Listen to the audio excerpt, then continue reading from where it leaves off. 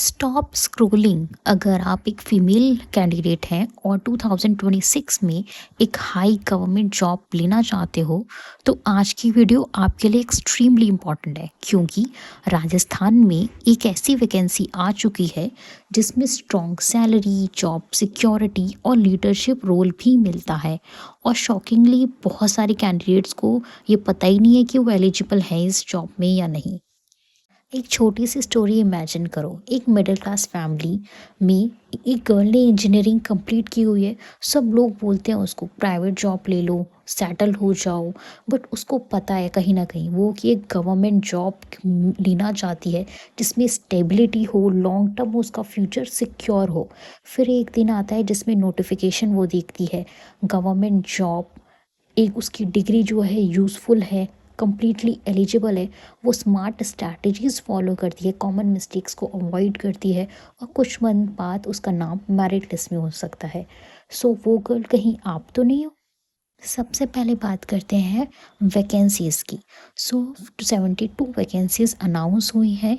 ये रोल जो है women and child development department के अंदर आता है जिसमें सोशल वेलफेयर प्रोग्राम्स मैनेज करोगी और कम्युनिटी लेवल पर लीडरशिप रोल भी प्ले करोगी।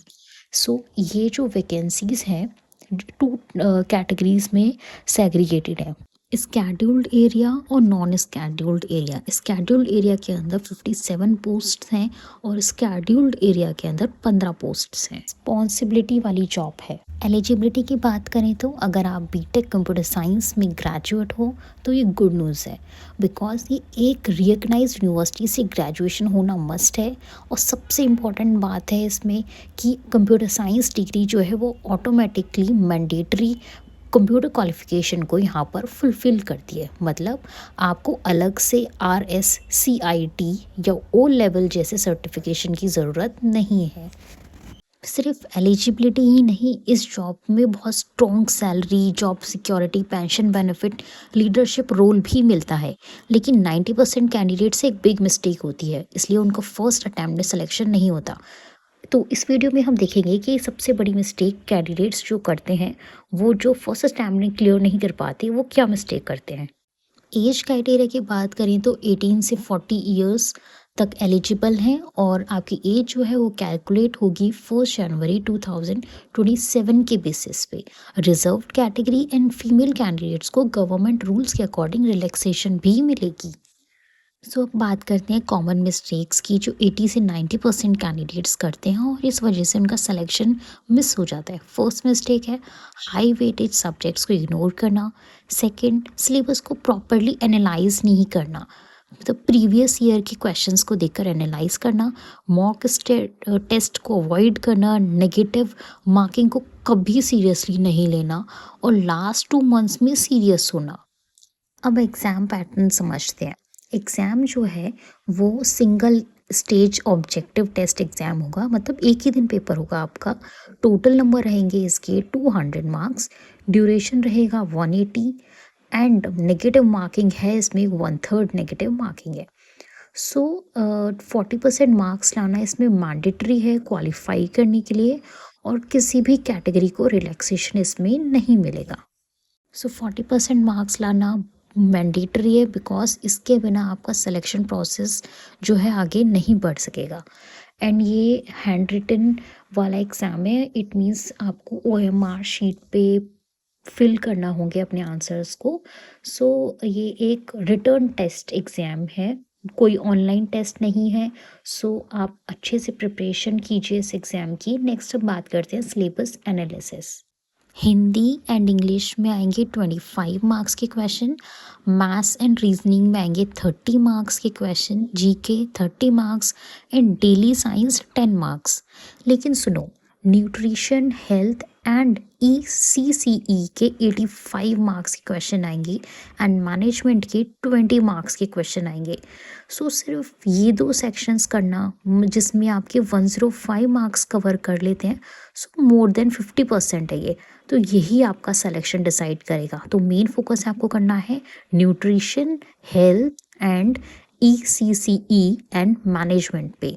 सो मोस्टली कैंडिडेट क्या करते हैं ना, ये सब्जेक्ट्स को फोकस नहीं करते, जो इजी सब्जेक्ट्स हैं उन पर फोकस करते हैं। आपको अब इन 2 सब्जेक्ट्स पे मेन फोकस करना है, nutrition, health and ECE and management qualities पे। कॉमन मिस्टेक्स जो कैंडिडेट्स करते हैं कि वो सिर्फ कंफर्टेबल सब्जेक्ट्स ही पढ़ते हैं, जैसे हिंदी, इंग्लिश और मैथ। सिलेबस को एनालाइज नहीं करना, मॉक टेस्ट को स्किप करना, नेगेटिव मार्किंग जो है 1/3 उसको इग्नोर करना और लास्ट मंथ में सीरियस होकर पढ़ना। लास्ट मंथ में सीरियस होकर पढ़ने का कुछ नहीं है, आपको स्टार्टिंग से सीरियस होकर पढ़ना पड़ेगा, क्योंकि याद रखना है आपको, सिलेक्शन जो है हार्ड वर्क से नहीं स्मार्ट वर्क से मिलता है।